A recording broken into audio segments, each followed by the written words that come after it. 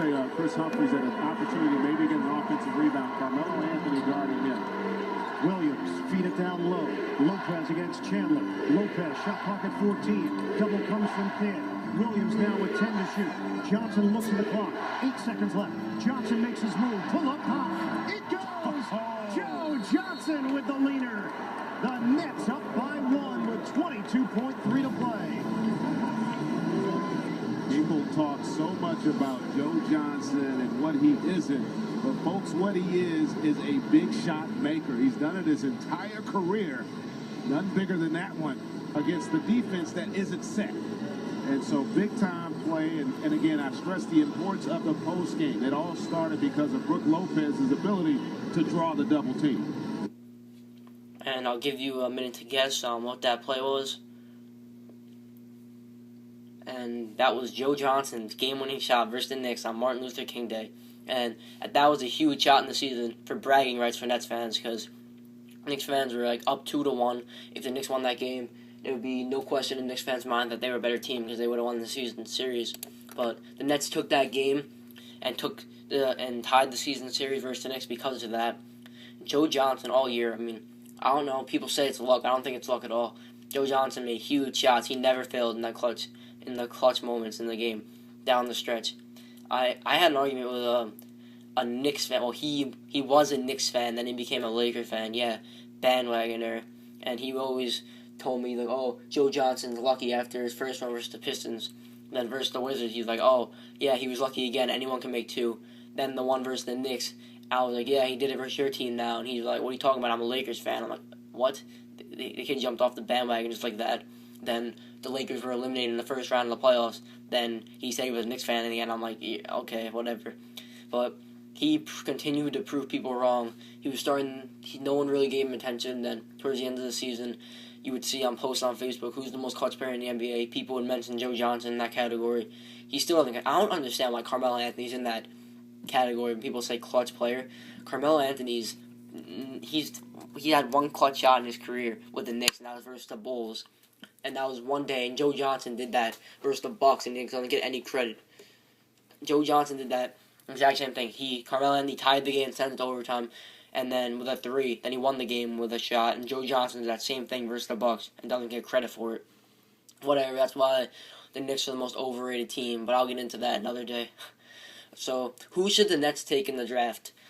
Well, we all know the draft's coming up really soon. It's Thursday, and I think I already said that I want the Nets to take Shabazz Muhammad.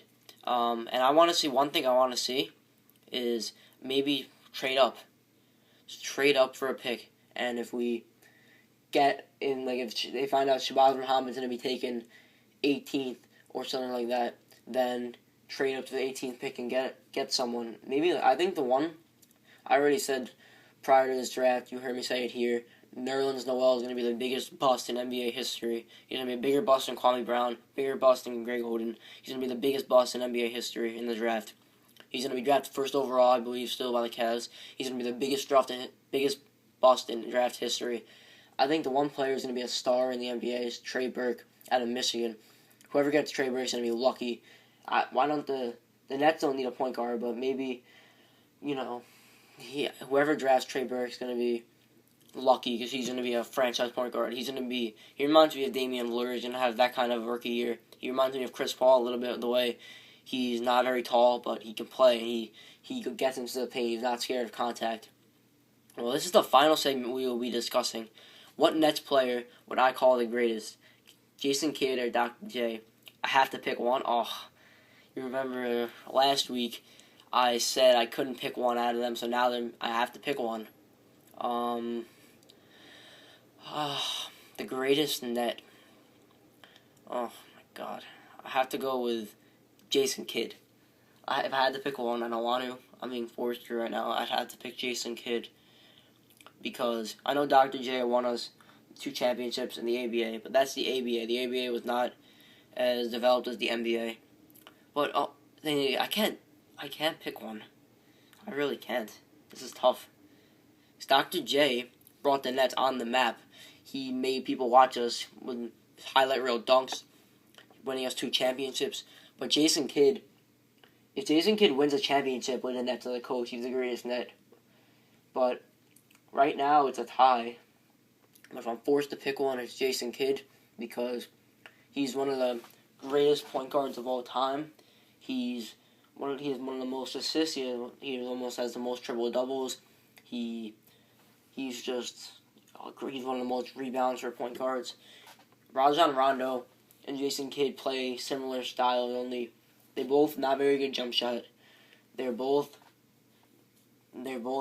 tremendous passing ability. They both can rebound. But Jason Kidd is a smart guy, as you can tell. But towards the end of his career, he made himself have a jump shot. He never had a jump shot. Maybe Jason Kidd can. I want to see Jason Kidd help the entire Nets team rebound, including Deron Williams and Brook Lopez the most. Deron Williams, if he can learn how to rebound, takes that ball down, run up court quickly, get numbers, throw up an alley-oop to Wallace or Lopez. Because Avery Johnson, PJ Carlesimo, they were half-court offense, slow tempo. I think Kidd's going to be the opposite. Kidd's going to run a fast-paced offense. He's going to want to get out in transition. He wants to hurry. And I'm going to like that strategy. It's something different. And I traditionally think of the Nets as a half-court team, slow-it-down team. Towards these playoffs, they were getting into ISO mode. They were going into, you know how the Knicks play all season with ISO Melo? The Nets were doing that with Joe, Darren, and Brook towards the end of the year. So I think the greatest net, I have to pick one.